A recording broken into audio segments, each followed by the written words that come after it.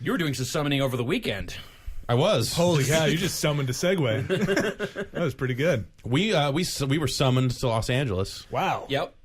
Keep it going. Yeah. I guess let's just break down our weekend a little bit here. Sure. Saturday we flew down to L.A. Yeah. Well, originally we weren't sure if you were going to go at all. I had talked to some people that were involved in the Spike TV thing, and they were looking to see if there were tickets to be had, and then. Like Friday night, Jeff, you and I commute together, and Friday night you dropped me off at my house, and as I was getting out of your car, I said, sure enough, I'll go inside and turn on my laptop, and there will be an email saying, I got a ticket for you. And that's exactly what happened. Exactly, like it was spooky. That's Keeley pulling through, man. Yeah, so Jeff Keeley hooked me up. Thank you again, Jeff, for getting me the ticket in, and then I had to very rapidly get some airfare together, which less than 24 hours before a flight, I was surprised at how cheap the airfare was. How cheap was the airfare? How cheap was it? It was like $120 for a round trip. And I booked mine like a week out, and it was not like $98 or something like that. Good. So it became a very feasible trip very quickly. Two different airlines? No, both United. Same flights. Yeah. Oh, wow. Yeah. Perfect. Yeah, it was a pretty hassle-free travel experience all told.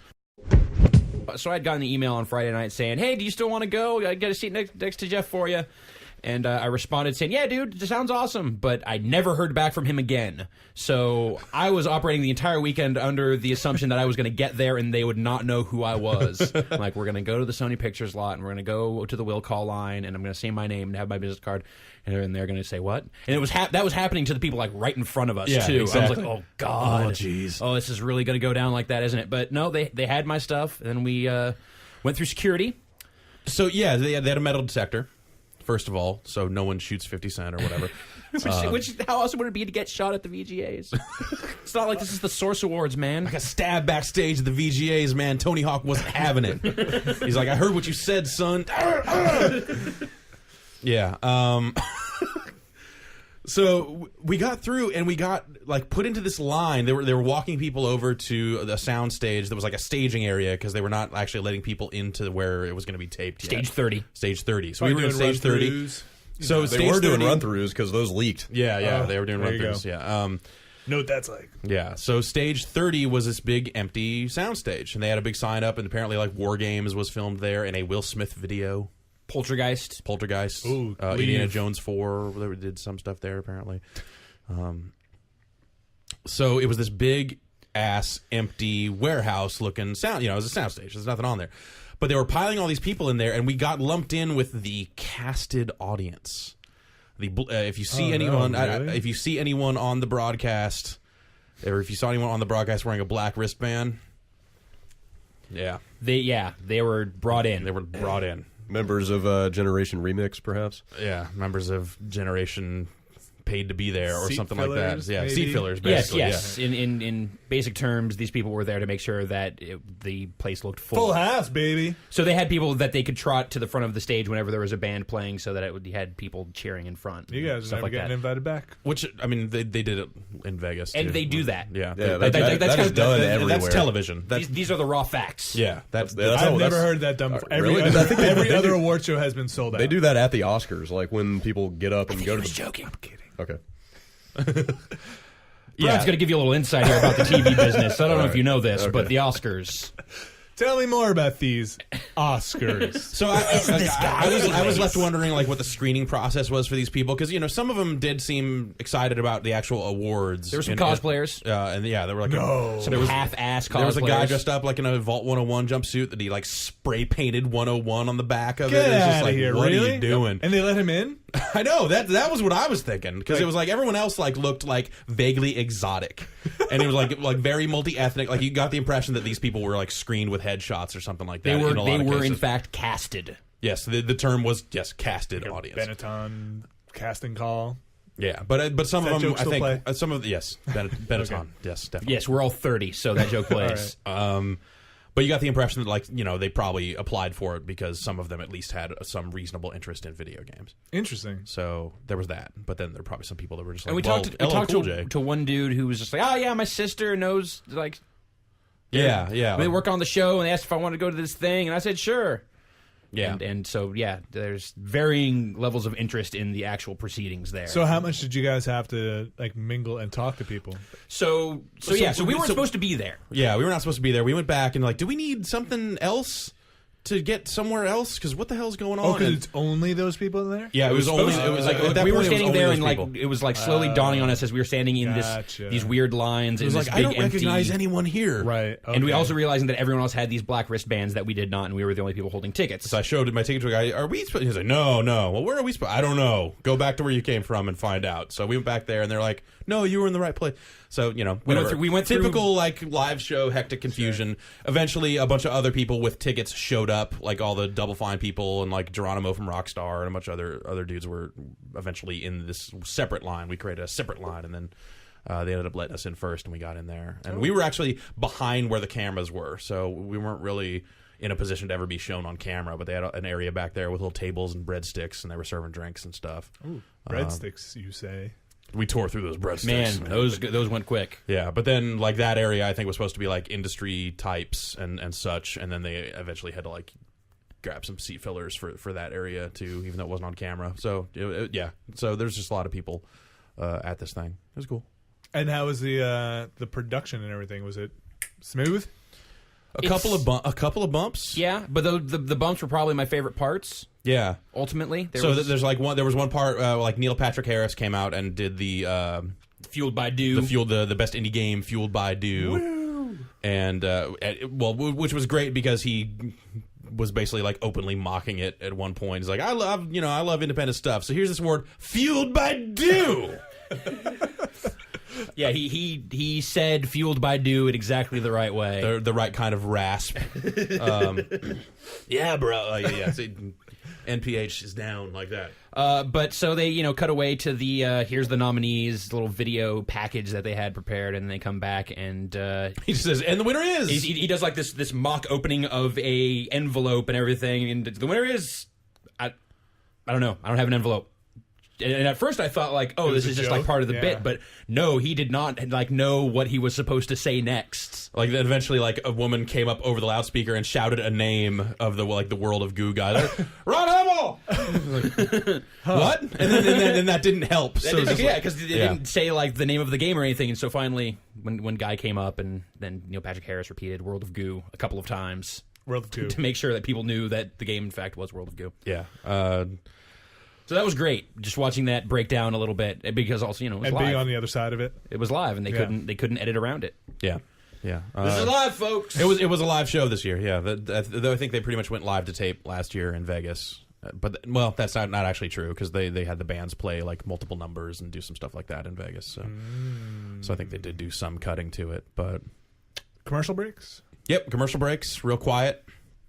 A lot of cell phones Gonna come hear out. the same songs that they had over and over again. They had Powered about- by Interscope. They had about four like songs. a very to just heavily loop. branded show. Like every single thing, it was just like stride this, and all the music's provided by Interscope. The end of the trailers had like pre-order today at GameStop on them. Like it got really out of hand. Seems expensive. Yeah, I mean, like I told, like that's the thing. There's a lot of, as we discuss the show, there's gonna be a lot of like really easy ways to poke holes in it and kind of laugh at it, and that there's a lot of people doing that online right now. But when you consider the task of putting a live 2-hour awards show on the air, and also trying to make like a compelling television show, and not just like some like very dry like video game awards show, it's hard. Yeah. It's real hard. It's like we were sitting there and just realizing that this was a huge, extremely complicated machine. Yeah. Like just the event that they had put together, and you can see that it was chaotic at points. Our whole trying to get into the theater, I think, is a great example of that chaos. But I thought the show itself went well. Yeah, for sure. Like it was entertaining. Like I don't feel it was embarrassing. I think like the first couple of Spike TV Awards shows were like just basically just making fun of people that play games, just with the whole like mom's basement mentality, and you guys are high all the time, blah blah blah. Well, the key is like acknowledging that stuff, but owning it. The problem is that they were doing it from like an outsider perspective. So when Jack Black came out in his underwear this time, it seemed more like he was in on the joke. It wasn't Right. like they were pointing and laughing. Yeah, like he's just a much better choice for host. Whereas like last year, Samuel L. Jackson he was like, Afro Samurai, it's a game that I'm in. I don't know. I'm badass, guys. Like, it's just, whatever.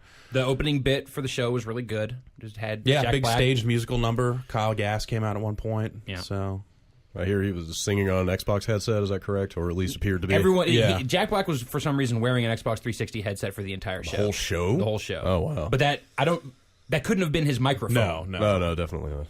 Wireless or the wire? Like No, like the The full wire. Yeah, I over the saw a head shot of him headset. In Yeah. like cabaret attire with one of those on. oh, weird. Yeah, there was a little vaudeville number with him and Jerry Stiller for some reason, which worked pretty well. yeah, that worked all right. I thought that was all right. The big thing that you will not see on the telecast of the award show though is Jack Black and some security dude having to help Jerry Stiller down the stairs afterwards. And it was like seeing that I was like, oh no, Jerry Stiller's really old, isn't he? Yeah. Oh geez, it's one of those things that they don't show you. You don't get to know that part. Broke the Television magic. magic. But the other thing is, like they definitely are bending it to putting on an entertaining show as opposed to putting on like an award show. A reverent thing. Right. The two kind of reverent moments were Will Wright winning the Gamer God Award, which basically was just like a lifetime achievement kind of thing. Which was cool because they gave him the time to like have his long Did he moments. bring a presentation? It seemed like he was gonna. Yeah, like that was the thing. I kept waiting for like the PowerPoint to turn on and like pictures of Gilligan's Island and UFOs and stuff. Now the Russian space program. Yeah. Should all donate money. No, because that guy has a very circuitous kind of thought process. And they let that play out. Like I was very worried at some point they were going to start like putting the music was going to start coming up and they were going to play him off. I was like, oh god, I hope that doesn't happen. That would be the worst thing ever. Yeah.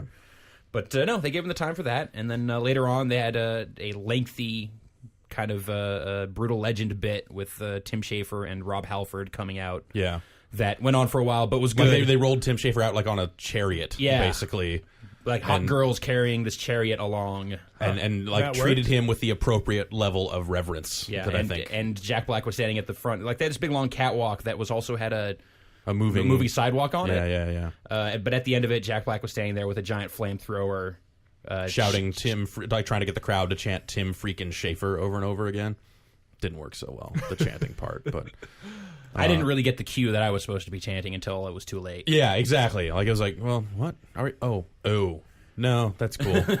Thanks, Jack. Yeah. And that was super weird, like, because, I mean, they pushed Brutal Legend pretty hard throughout the show because since Jack Black is in it, it was like they'd bump out to commercial and he would say, and my awesome game, Brutal Legend. Yeah. So there was just like a lot of that.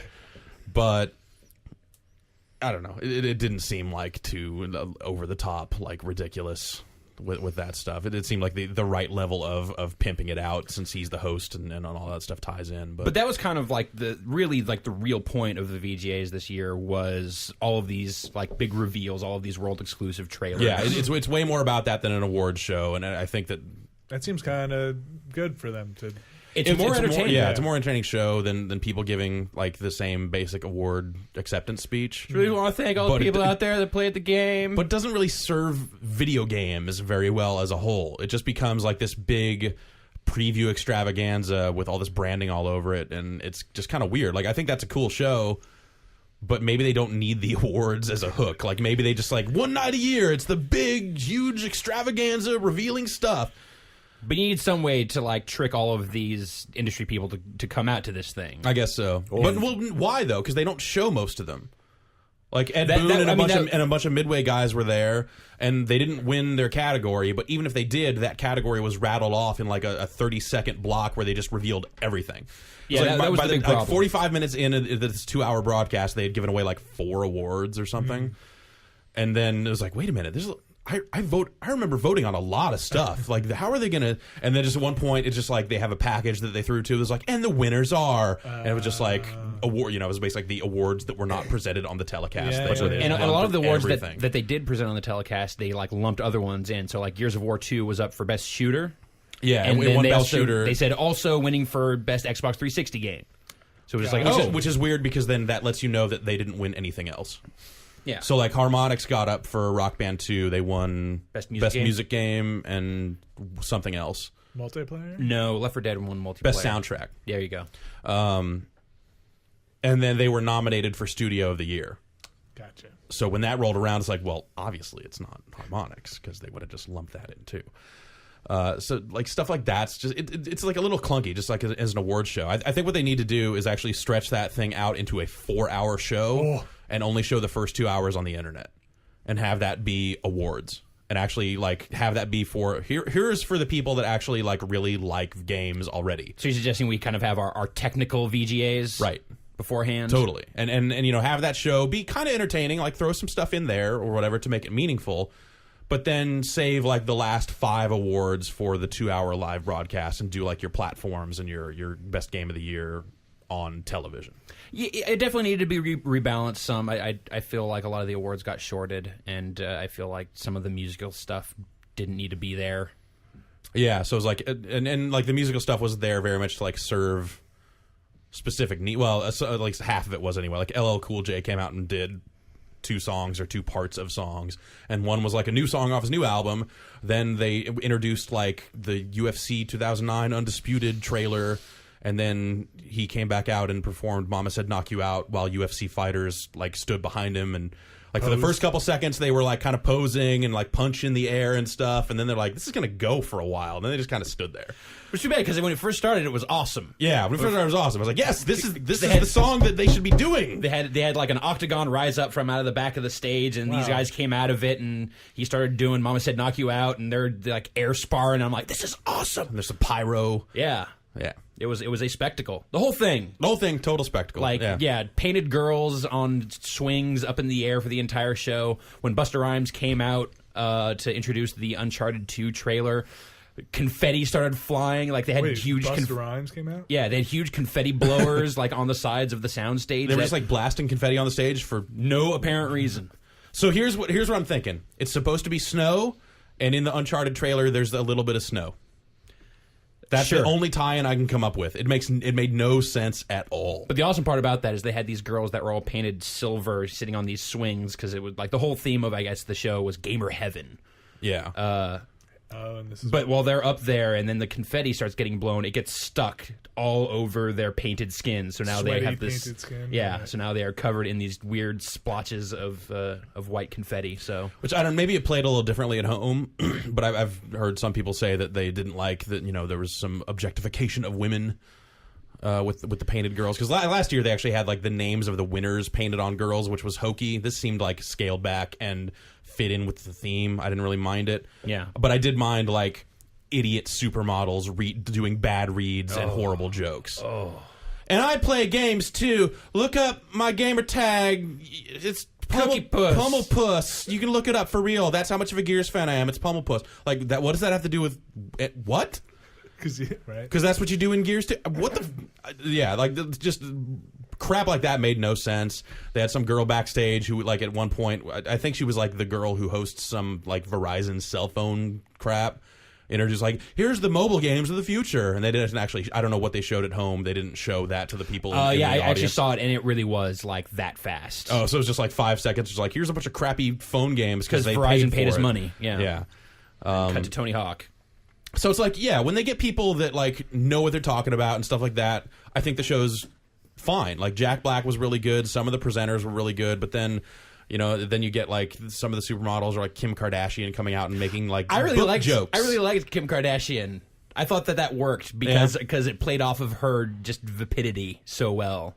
I guess, but it's like at some point playing into that is bad too.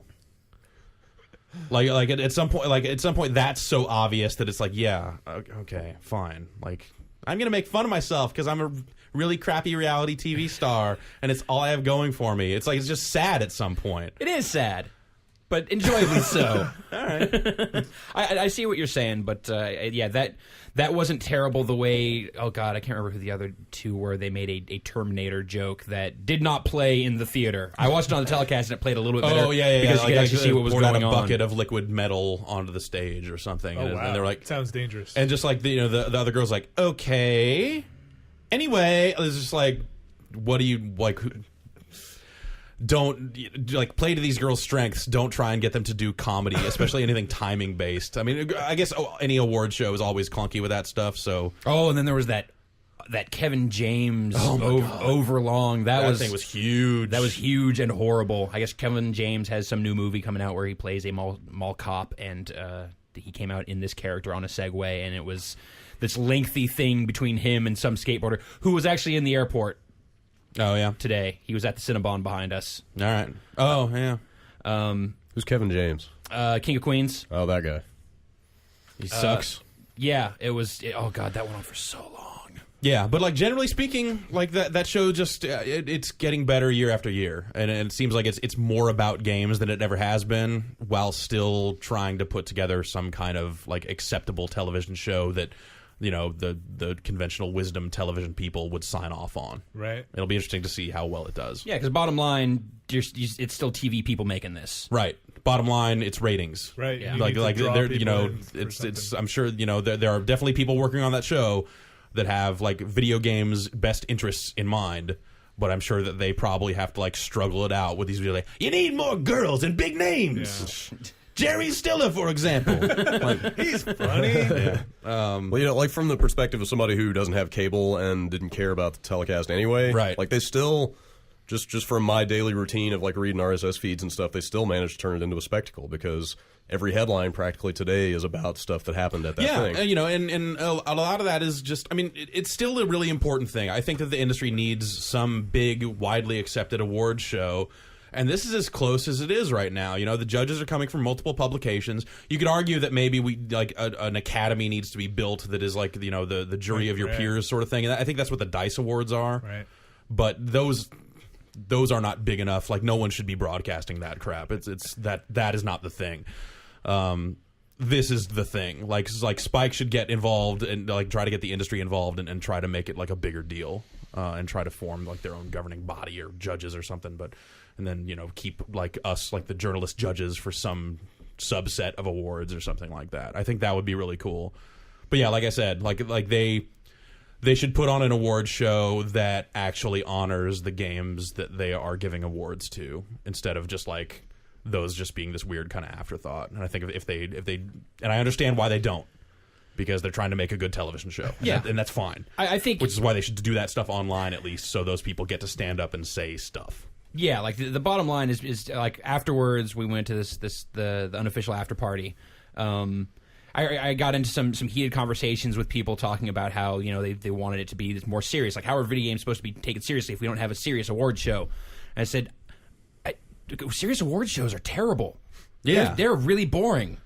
So why would we want that? I think there's just there's a group of people that want their dressy night out. They're big. This is our time to shine. I got this dress and we got this limo and we're going. Got a stretch Hummer. Let's do this. Yes, there was a stretch Hummer. Blasting it up. Yeah, so I think that that's the thing is it's being seen as a sign of being taken seriously by some sort of mainstream body, which is really not. I mean, Spike TV could just as easily go produce that show, and it wouldn't be taken any more seriously by the public. In fact, it would probably be like less viewed.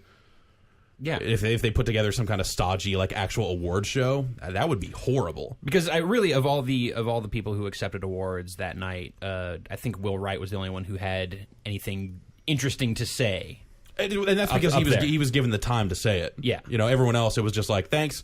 Wow, this is for everyone back at the developer. Everyone that couldn't make it out. Awesome. We worked really hard on this. World of Goo was nice because the other guy couldn't be there, so he had just his face on a piece of paper on a stick that he held up. Yeah, which I thought was clever. Yeah. But otherwise, it was like the award show parts were award show parts. Yeah. So yeah, I guess they'll continue to try and find their balance. Yeah. Like meanwhile, the Oscar ratings are like tanking because that show's garbage. It goes on forever. And it goes on forever. It's like the game industry doesn't need that either. Like that serves no one. The Academy's actually been talking a lot about how they're totally overhauling the show. Like someone they just announced on Friday that Hugh Jackman is going to host it. Right. So like I'm curious to see if they do some kind of similar format. And then to this. someone at this party that I was talking to was saying that someone new is going to be in charge of the whole production and is going to fight against the old men of the Academy to try and make it fun. I had heard new director, new producers, it's just like cleaning house. Yeah. So I think for the Oscars, I mean. Well, like some of the stuff, I think they need, like, the Oscars, you get to see people who you see in the movies, right? Right. And like for video games, it's not like, you know, Nathaniel Drake is getting on stage Yeah. and you're like, yeah! Instead, like, again, because they need to bring in celebrities to try and make it appeal to, like, as wide an audience as possible, like, they have categories that are structured for that, like, you know, the big name in the game award, Kiefer Sutherland. So they have him come out and give this a speech. It was one of the longer acceptance speeches of the night, and they didn't actually name the other nominees. They just said, here you go, it's Kiefer Sutherland. Liza Dushku comes out and says, Kiefer Sutherland is awesome. And Here he is. I go, you're right. And he talked for a long time, did not at any point mention the name of the game he was in. Oh, no kidding, really? Yeah, he was just like, this game, you know, we worked for like 6 months on it, 1,600 pages of dialogue. It was really crazy. It was just like amazing, super fulfilling. I want to thank everyone who worked on the game. Like no mention of the company. Like, it was just really weird. Like, it seemed really out of place that he was just like, that was just, I did that a while ago. Like, I don't remember. Whatever. Yeah, fine. I was drinking. Yeah. Where So, he came to the where's award the show. VIP boy? Let's do this. He showed up. And then, like, the big name of the game female was Jenny McCarthy. She was not there, so they just rolled that into Their big package of awards. So Red Alert 3 runs something.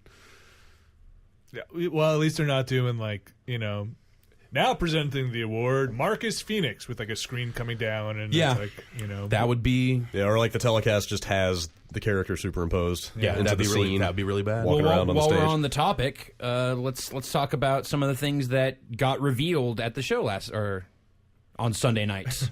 Was that or last night. on Sunday on night. Sunday night? Yeah. Yes. God damn you people. Yeah, like the first big thing, like right out the gate, was this Gears of War 2 map pack. What's they're calling Combustible map pack. They had the Coltrane up on the screen, kind of giving a summary of what these maps were going to be and how it was available at midnight that night. Yeah. Which I thought awesome way to kick it off. It's like, oh man, that's kind of a big deal, Right, yeah. They're announcing this big map pack. First off, it seemed crazy soon after the release of Gears of War 2 for them to have a map pack already. Yeah, Like, that seemed really quick to me. There's some good unrest brewing online See, I'm not thinking over like that. I'm just Not thinking like, included in the disc. are people in need of that yet? Apparently not, because the response has been tepid at best. I think the unrest is totally unfounded. Like, look at the number of maps that are actually in that game. Totally standard for the genre. It's not like they shipped 4 maps and are selling you 3 more. Yeah, sure. Yeah, I don't think that the issue is or should be that, you know, this should have been in the game or whatever. Right. But more like, are people tired of the maps that are on the disc yet? Do they need a map pack? Yeah, I think it's just too soon. there's that too. But like this whole notion of like DLC coming out too soon, I think is ridiculous because people don't actually understand the dev process of like when the multiplayer team wrapped up the levels that were going to be on the disc and had to have that stuff locked down. You know, there was plenty of time, like probably before that game went gold, that they were working on this map pack stuff, but there's no way they could have put it on the disc in a reasonable and then still shipped that game on the I don't think anybody's claiming that these should have been in the package. No, I've people seen some people saying it. those people I don't know how wide it is, but that happens for a lot of games. Yeah. Well, in some cases, it's a little more obvious. Yeah, Well, when a game is shorted on content and then like there's DLC right after. It's like there are better places to focus this argument than Gears of War 2. Mm-hmm. There's like 10 maps on the disc and then the 5 old ones available for download out of the gate. Like, give me a break. Shut up. So were people, like, as this stuff is coming out, were people busting out laptops and cell phones and Was there any live blogging going on in the audience? No. All the like Joystick live blogged it. Like they did a video stream, and They just like point a they were camera just watching at it. You know, the TV. I know. I think they pointed a camera at them and just kind of rolled their eyes for 2 hours or something. But yeah, since it was airing live, there's no one there is sitting there busting. Like I was posting a lot of Twitters when I could. The cell signal was kind of weak, but. You know, we were just saying, like, here's what's happening during commercials, in case you're wondering. Nothing. I would stand up every once in a while. Like, Paul Barnett would run over and say, I heard about this. I heard these people are going to win. And he was wearing nail polish. Yeah. Like bright pink nail polish. That seems like a logical next step. Yeah. It suited him. I thought he was looking good. No sunglasses whatsoever, though. No sunglasses. No. No, lack of white shades. Let's talk about some of the other trailer reveals that they had at this. God of War 3. yeah. This is like the first time anything that looks like gameplay has been shown of this. I assume like that looked like gameplay. That looked like it very well could have been gameplay. I'm pretty sure they said it was. And at the very least, it looked in-engine. Yeah. And it looked like a God of War game. Well, MTV Multiplayer ran that whole thing today about how it was like, oh, well, we're gonna fit 4 times more enemies on the screen, and then they counted the enemies. And Yesterday. well, whatever. I don't care. I don't care anymore. We're not recording this on Monday. No, we're recording this on Tuesday, That's like right. we always do. We always do. We're not at the Bionic Commando thing on Tuesday night.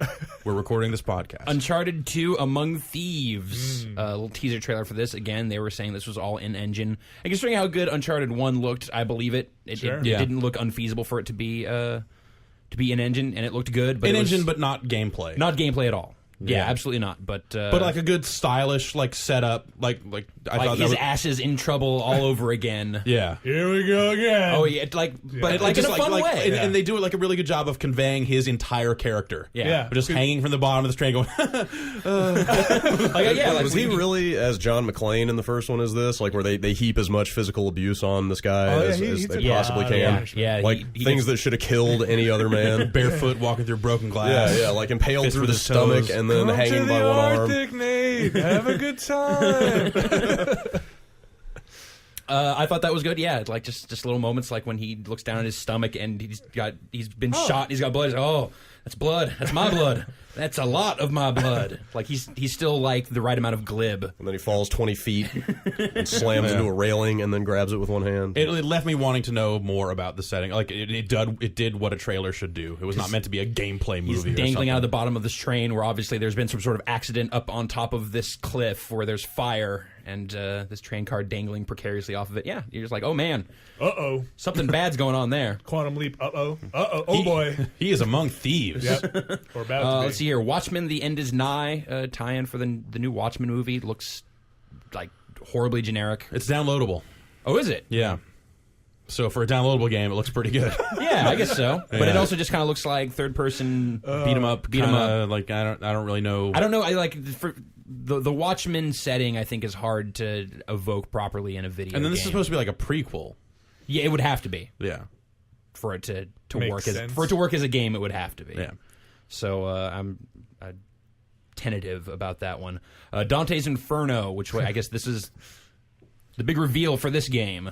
Yeah, yeah. This is, was coming kind of from the first the, official announcement of it. This is coming from the Dead Space team, I am told. Yeah, Redwood Studios My is doing notes. that. Here. Vinny, you had some things to say about the Dante's Inferno trailer. I think it looks like somebody ripped it right out of like 1995. Like It looks like it should be like showing on a monitor at E3 96. Here you go, Doom 2 coming soon. 9 Inch Nails was involved in this project. Like Heretic. Yep. Little Hexen. Yep. John Romero is back. It's just like and he's all got lowercase Dante's letters that Inferno. are like shaking on the screen all jarringly, and you're like, whoa, it's like 7. Yeah. Gothic looking font. Yeah, there's a cross inside the O in Inferno. Somebody it's in about the, hell. Somebody in the comments invoked The Lost. Remember that Looking Glass? Was it Looking Glass? Yes. Like Yeah, the, The Lost. the last game that somebody tried to make about Dante's Inferno, yeah. which just vanished and never appeared. Well, no, it came out in some other form. There was some other IP holder that ended up getting control of it and finishing the development of it under a completely different name. The Suffering? No. Oh, No, totally it's not The different Suffering. game. The Suffering 2? Painkiller. You're closer. This is Lost I'm thinking about, right? Where someone else picked it up and turned it into some Acclaim. kind of like bad PC-only adventure game. No, you're I think thinking you're thinking about- about something else. I'm pretty sure. You're thinking about that bad PC adventure game that ripped off all that stuff from Oblivion? No. Okay. Fantastic. Pretty sure that it came out. Phantasmagoria. Need more research, but since you talk about Because this was an irrational game, The Lost, right? was Yes? it irrational It was or was irrational. it Looking Glass? It was irrational. Was it irrational? Looking Glass was long gone by the time that came out. Or by the time that was being bandied around Yes, by... we could look it up on a computer, but yeah. By Crave. There was an interview recently with Ken Levine saying, Okay. like, yeah, it came out, and how weird is that? Weird. That is extra weird. I don't think it came out in the U.S. Okay. Well, so since you talk about IP holding, so is this the future of licensed video game properties now? Like Books and poems? like mining the public domain for centuries old literature that like people can't lay claim cheaper. to? Yeah, exactly. That's I what don't I'm think talking it's, about. It's nothing new. Eternal Sonata. Let's make a bunch of those. Let's just go back and like rehash. I'm gonna make a story about Beethoven. I mean, they made a Beowulf movie recently. He's a big dog, and Well, Charles yeah, Grodin I don't know. is there. Yeah, mining classic literature is not anything new in any form of media. I mean, God of War is ostensibly all about mining Greek mythology for that same stuff. So look forward to Sense and Sensibility coming in 2010. Carbon neutral games. Well, the thing that's weird about this, and it's just a teaser, but like, what does this have to do with Dante's Inferno? Dude, it looks so it's- Well, Yeah, okay, it's there are so 9 predictable. circles of hell, so the game has 9 levels. Did they actually say that? I No, mean, but- obviously that's what's going to happen. But but obviously, that's what's they going list to the 9 happen. levels but of hell. I want to. so- I want to know if they actually came out and said yes, we're going to No, do that. but 'Cause that would be. how do you not do That would that? almost be better. Like, that is like the game writing itself sort of thing. Totally. Like, totally. okay. It But what are you it- doing? It looks so predictable. Apparently, I mean, you're it- stabbing some sort of that undead doesn't- zombie-looking that doesn't thing make with a sense. cross. That's all that was shown in the trailer, other than words. Like, that gee, I she- wonder yeah. if there will be a skill tree and combos to unlock. Like Dante is getting a skill tree. Like this must be loosely based on like a 9th grader's Dramatic license was interpretation of taken. Dante's Inferno. Is this what you're going to be angry about? Is how they did not treat Dante's Inferno with the correct reverence? Kind of, if you're gonna slap Dante on the front of it. Like if you're gonna be like, It's an easy way to evoke hell. just You could call also it the Inferno. Call it hell. or call it hell. Dennis or, Hopper could be in it. or Doom. I think that's already been done. How about Quake? Now, yeah, Taken. taken. Shadow Warrior. Heretic. Probably one of the best trailers they showed there, though, was the Grand Theft Auto 4: The Lost and Damned expansion pack. Yeah. Dante's That looked awesome. Lost That looked and pretty Damned. good. That looked awesome because it like you got the sense from this trailer that yes, this still existed in the reality of Liberty City that you saw in Grand Theft Auto 4, but the tone of the characters and everything was so different. And I also like that it wasn't like the most obvious thing that they could have done either. Like going with the biker gangs, like the Lost were pretty minor in Grand Theft Right. Auto 4, and so they kind of get the spotlight here. And Makes me really scared of them now. If I were to go back and play those levels with them, because that trailer makes them terrifying. yeah, they look bad. Like, I remember that one mission. Don't you fight a bunch of them in a park? And Yeah, Yeah. you you gotta kill like follow the 20 dude, of them or yeah. something? But Yeah. now I'm worried because boy, Apparently there are some rough dudes that are going to come back and take care of it. Like, well, maybe that's where the Nico. I think they did say that Nico would cameo in this pack somewhere. So maybe that's where it intersects. so dead. Yeah, they Dude, said. imagine if this comes out and you kill Nico.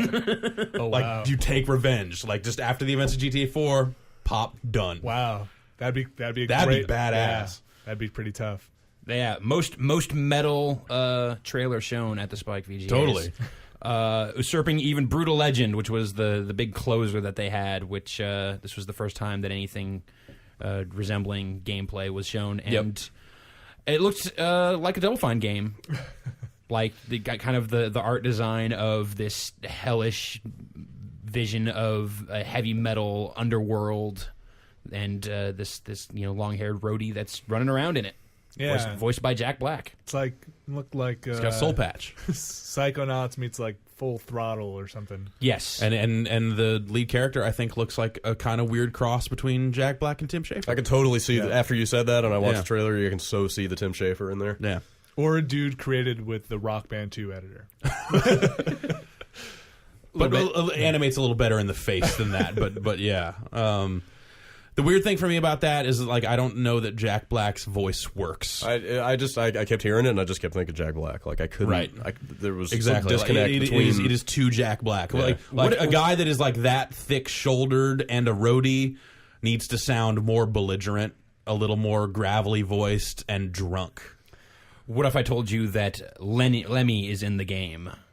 Would you be convinced? And then? Rob Halford. And Rob Halford. I would be convinced that their inclusion is awesome. Talking to some of the Double Fine guys and their interactions with Lemmy, it sounded like that was a incredible experience for all involved. Yes. I guess his rider included a bottle of Jack Daniels, a 2-liter of Coke, some Cheez-Its. And the ability to smoke at any time wherever he was, regardless. Really? Yeah, Even he in- needed to be able even to in the smoke booth. So constantly. is that all going to be, like, considering the game, will that all be in the game as well? Seeing if it's such like a self-parody of the rock and roll lifestyle, does his character in the game have to also have that? No. No. I don't think so. Boo then. Mistake. But they were, just talking about him, having to be in. It's like, well, you're going to be in this, sound booth. There's no air to go in or out. You can't really. And yeah, he's like, I don't care. And I guess they let him do that. And that's awesome. Yeah.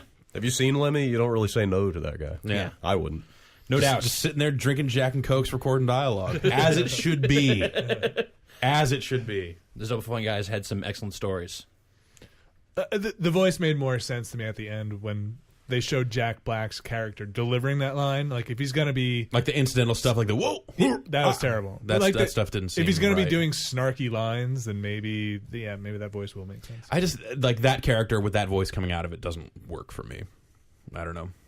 I don't know that any character with Jack Black's voice coming out works at this point. Yeah, because at he's this Jack point, Black. yeah, Like, exactly. He is a character unto himself. But I guess, I don't know, like, maybe it's just asking for a little too much range out of Jack Black, but, you know, it's Try like... a little something different. Yeah, it's Well, that's like, the thing. I mean, that's not the kind of guy that you hire to play somebody else, right? I mean, he's playing he's playing a type. But it's right? like, you know, like he knows enough about the metal music. Sure, I think but that he would be useful. You know, it's like, hey, you know, rough up your voice a little bit, Maybe, Jack Black. but- Like, sound a little tougher. Like his headbanging metal shtick has been so well established at this point. It's so played out. I know, that's what I'm saying. I mean, he was doing that on like the old HBO Tenacious Right. D stuff. Yeah, and It's then like- that's when it was awesome. Yeah, like that's That's when when, it new, worked. that's then. when this game went into Like, development. Yeah, that's so- kind of the other thing. Is like this game has this game been in development so long that like now Jack Black is just this weird parody. I mean, actually, there's a pretty good self-parody moment for Jack Black on the awards show.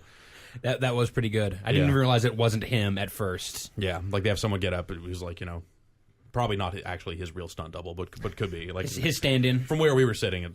What could have been him, but except the voice was not right. But he got up and just started like and jumping around like an asshole. I'm Jack Black. And then they have Jack Black like walk up and go, okay, I'm done. You can go. And then he just gets there and then immediately starts doing the exact same thing.